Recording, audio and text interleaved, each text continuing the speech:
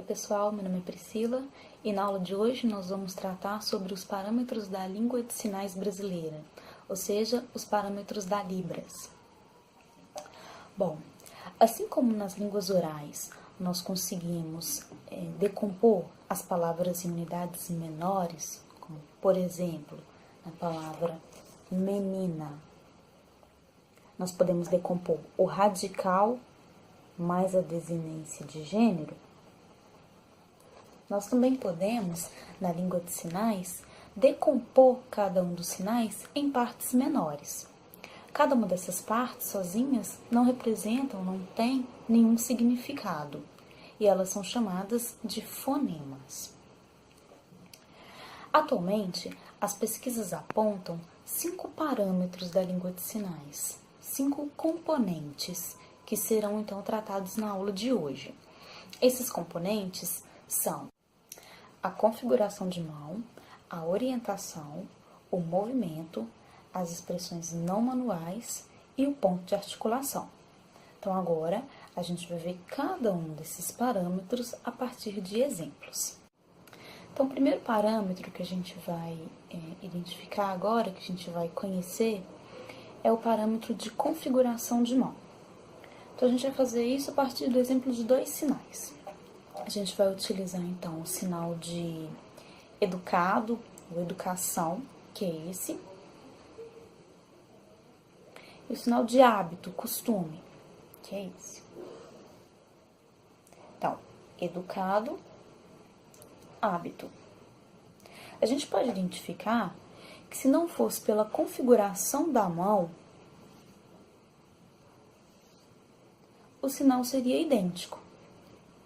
É o que equivale, por exemplo, nas línguas orais, a palavras como essas, mata e pata, que devido aos fonemas que representados nesse exemplo por M e P, se não fossem por essa distinção, as palavras seriam iguais. Ok? O segundo parâmetro que a gente vai identificar agora seria do ponto de articulação. Ponto de articulação pode ser entendido também como localização.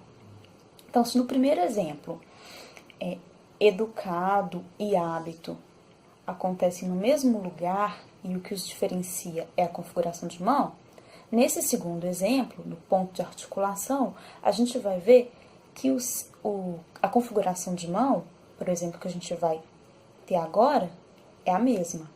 O exemplo é sábado e aprender.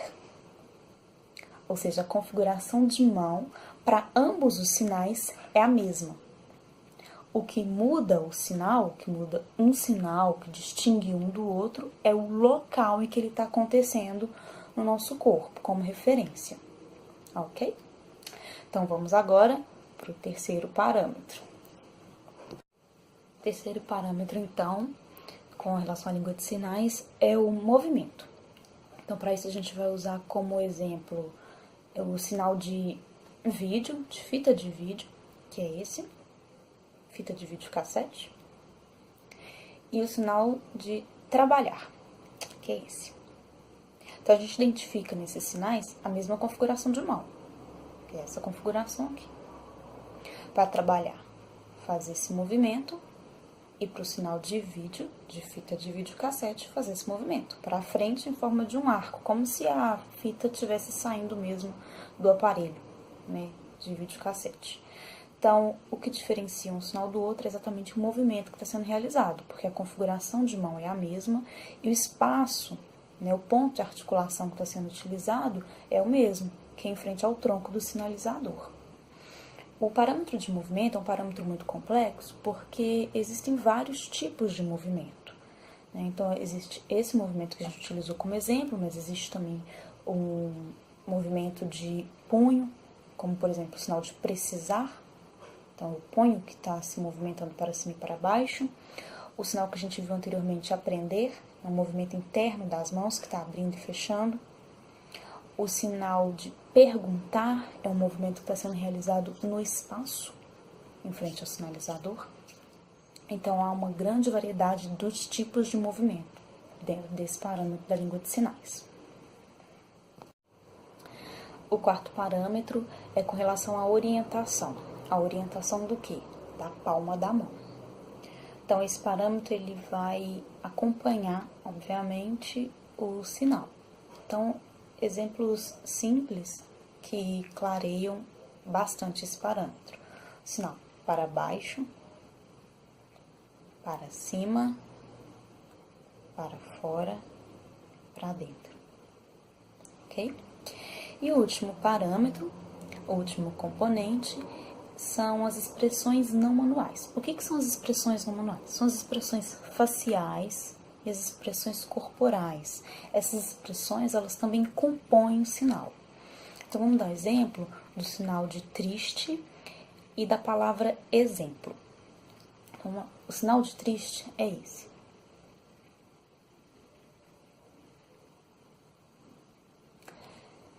Observem que para a realização desse sinal, a expressão facial ela é muito importante para compô-lo. Então, a gente não faz o sinal de triste sorrindo, né? Como você está? Não faz sentido. Então, a gente precisa realmente fazer o acompanhamento da face com o sinal da mão. O sinal da palavra exemplo é esse. Então, você está conversando com alguém em Libras e você está contando ou explicando e está apresentando exemplos, você fala exemplo. É isso. Ou seja, nesses dois sinais, o que a gente identificou? O parâmetro de configuração de mão é o mesmo, de ponto de articulação, onde o sinal acontece, é o mesmo, da orientação da mão, ó, a mão está sempre nessa direção, para lá, é o mesmo. O movimento é diferente. Então, a palavra exemplo é aqui, bate aqui. E a palavra triste faz esse movimento. Mas é importantíssimo que para a composição do sinal de triste, a gente também utilize a expressão não manual, que é a expressão da face. Ok? Então, esses foram os parâmetros da língua de sinais. Eu espero ter clareado um pouco com essa aula e que vocês tenham aproveitado bastante a partir dos exemplos. Um beijo e até a próxima!